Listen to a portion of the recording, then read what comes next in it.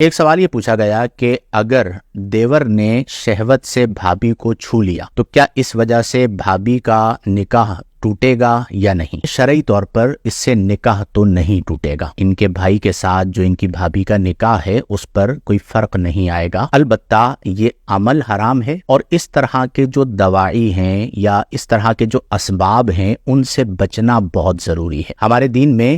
غیر محرمہ کے ساتھ خلوت سے منع کیا گیا اور اس کی وجہ بڑی ظاہر و باہر ہے کہ غیر محرمہ کے ساتھ خلوت فتنے کا سبب بنتی ہے، جس کی بہت ساری مثالیں آج ہمارے معاشرے میں موجود ہیں۔ بلکہ دیور کا جو معاملہ ہے اس میں تو آقا کریم صلی اللہ علیہ وسلم نے دیور کو موت قرار دیا۔ حدیث مبارکہ میں نبی کریم صلی اللہ علیہ وسلم نے فرمایا کہ ایاکم والدخول علی النساء، کہ تم عورتوں کے ساتھ خلوت میں جمع ہونے سے بچو۔ عرض کی گئی افرأیت الحموہ، یا رسول اللہ صلی اللہ علیہ وسلم دیور کے بارے میں آپ کی کیا رائے ہے، چونکہ وہ گھر پہ ہی رہتا ہے اور غیر محرم ہوتا ہے؟ تو نبی کریم صلی اللہ علیہ وسلم نے جو الفاظ ارشاد فرمائے وہ یہ تھے کہ الحمو الموت، آپ نے فرمایا دیور موت ہے۔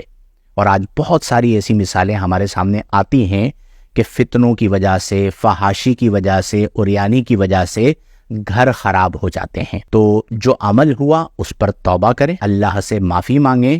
اور اپنے گھر کا ماحول ایسا رکھیں کہ تنہائی میں بھابھی اور دیور جمع نہ ہو۔ بلکہ میں یہ عرض کروں گا، آج کل سوشل میڈیا پر بلکہ مین اسٹریم میڈیا پر بھی خبریں چل رہی ہیں ہنی ٹریپ کے حوالے سے۔ ایک شخص کے حوالے سے ایک واقعہ ہوا اور انہیں باقاعدہ ٹریپ کیا گیا اور اس پر مختلف لوگ جو ہے اپنی گفتگو کر رہے ہیں۔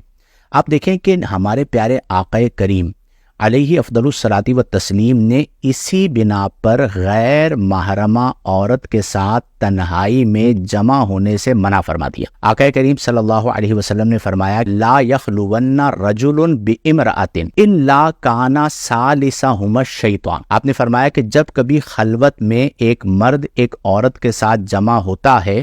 تو پھر ان کے ساتھ جو تیسرا ہوتا ہے الشیطان، وہ شیطان ہوتا ہے۔ اگر آقا کریم صلی اللہ علیہ وسلم کی اس حدیث مبارکہ کو ملحوظ نگاہ رکھا جاتا اور ہمارے معاشرے میں خواتین کے ساتھ خلوت کو برا جانا جاتا تو اس طرح کے کبھی واقعات نہ ہوتے۔ اب آپ اسے جو بھی نام دے دیجئے، لیکن آپ دیکھ لیجئے کہ ایک عورت زوال عزت کا سبب بنی یا نہیں بنی۔ اگر اچھا معاشرہ بھی ہو باعتبار اخلاق کے، کردار کے، تب بھی مرد کو عورت کے ساتھ جمع ہونے کی ممانعت ہے۔ فتنہ کبھی بھی ہو سکتا ہے۔ عورت کے ساتھ جب آپ خلوت کریں گے تو شیطان آپ کو گناہ میں مبتلا کروا سکتا ہے، اسی لیے ابتداءً جو اس کا داعیہ ہے اسے ہی روک دیا گیا۔ آج ہمارے معاشرے کے اندر یہ چیزیں اس لیے عام ہو رہی ہیں کہ جن چیزوں سے ہمارے پیارے آقا کریم علیہ افضل الصلاۃ والتسلیم نے ہمیں منع فرمایا تھا، ہم نے اس کا ارتکاب کرنا شروع کر دیا اور پھر اس کی جسٹیفیکیشن دیتے ہیں بعض لوگ کہ جی میں تو صرف ملنے کے لیے گیا تھا، میں تو صرف وہاں پر بات کرنے کے لیے گیا تھا، یا میں کسی موضوع پر ڈسکس کرنے کے لیے گیا تھا۔ خدا را فی ذاتی ہی عورت کی برائی نہیں ہے ہمارے دین میں، لیکن عورت میں چونکہ اٹریکشن رکھی گئی ہے اس کے سبب عورت سبب فتنہ بنتی ہے۔ اس کی بہت ساری مثالیں موجود ہیں اور اس پر بحث کی حاجت نہیں ہے کہ فتنہ بنی یا نہ بنی، بہت ساری مثالیں موجود ہیں، فتنہ بنتی ہے۔ میں اکثر لوگوں کو ایک بات سمجھاتا ہوں، نمبر 1،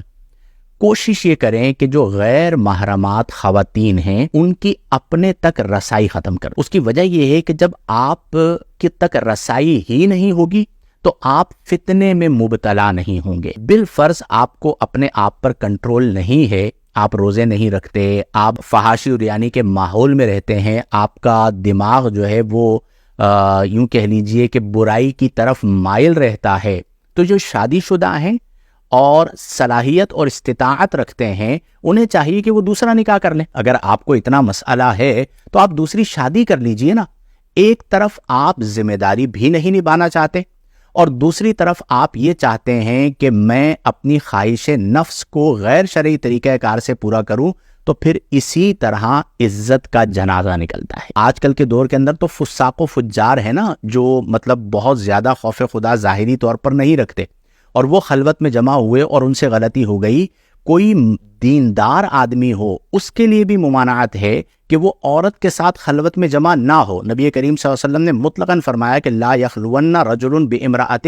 الا ثالثہما الشیطان، کہ کوئی بھی مرد جب عورت کے ساتھ خلوت میں جمع ہوتا ہے تو ان کا تیسرا شیطان ہوتا ہے، یعنی دو وہ ہوتے ہیں، تیسرا شیطان ہوتا ہے، اور پھر شیطان اپنا کام کرتا ہے اور زوال عزت کا سبب بنتا ہے۔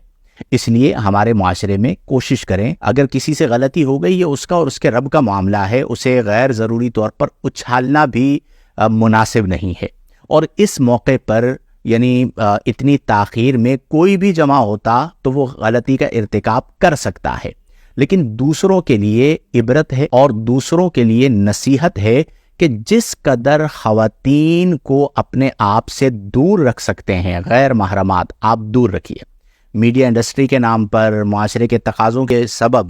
یا اسکول سسٹم کی بنا پر آپ غیر ضروری طور پر خواتین کو اپنے تک رسائی دیں گے تو میرے پاس ایسی مثالیں موجود ہیں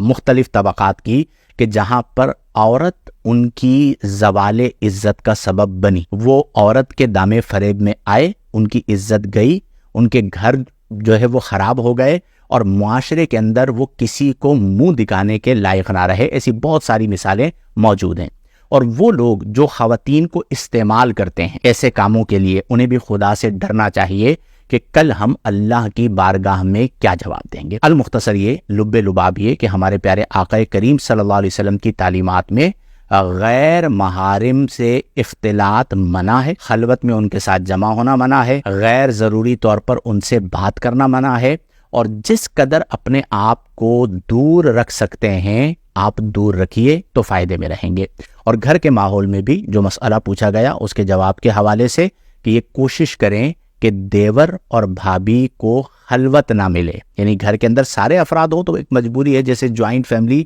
سسٹم ہوتا ہے اس میں دونوں کو اپنی حدود کا پتہ ہو، لیکن اگر کسی سے غلطی سرزد ہو گئی تو اس سے نکاح پر تو کوئی فرق نہیں پڑے گا، لیکن توبہ کرنا اگر جانبین کی رضا تھی تو جانبین پر واجب ہے، اور کسی ایک کی طرف سے تھی تو اس پر توبہ کرنا واجب ہے۔ اللہ تبارک و تعالی ہماری ماؤں، بہنوں، بیٹیوں کی عزتوں کی حفاظت فرمائے اور ہم تمام کو